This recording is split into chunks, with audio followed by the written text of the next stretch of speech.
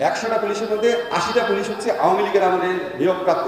সে তার হৃদয়ে ছাত্রলীগের, বাংলাদেশের মানুষ পারে অন্যায় অবিচারের বিরুদ্ধে রুখে দাঁড়াতে পারে শেষ পর্যন্ত।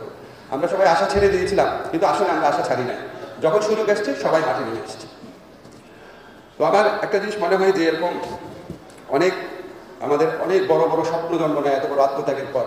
আমাদের তো ব্যর্থতা থাকবেই, কারণ এত বড় 15 বছরে প্রত্যেকটা প্রতিষ্ঠানকে ধ্বংস করে দিয়েছে। আপনাদের একটা এক্সাম্পল বলি, আপনাদের একটু ধৈর্য দিয়ে শুনে। যেমন ধরেন আমরা স্বরাষ্ট্র বিষয়ে খুব খেপে যাই, স্বরাষ্ট্র মন্ত্রণালয় থেকে পুলিশ কেন কাজ করতে পারছে না। আচ্ছা, আপনারা আমাকে বলেন, 100টা পুলিশের মধ্যে 80টা পুলিশ হচ্ছে আওয়ামী লীগের আমলে নিয়োগপ্রাপ্ত। সে তার হৃদয়ে ছাত্রলীগের, সে কি এই সরকার জন্য কাজ করবে? এখন আপনি বলতে পারেন তাহলে 80টা পুলিশ বাদ দিয়ে আপনি নতুন পুলিশ নেন না কেন? নতুন পুলিশ নিতেই তো ভাই 1 বছর লাগে। কিভাবে কাজ করবে? তো এখন 20 জন যে পুলিশ আছে, সেই 20 জন পুলিশের মধ্যে তাদেরও তো কারো কারোর মধ্যে ভয় কাজ করে। এই সরকার 1 বছর আছে, তারপর কোন সরকার আসে। আমি এখন